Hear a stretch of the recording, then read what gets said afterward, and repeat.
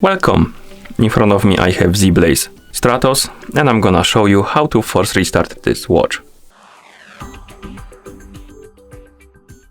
To force restart this watch, simply press and hold the upper button and keep holding it until you see the Zeblaze logo on the screen and until the watch turns off. So let's press and hold the upper button, keep holding it.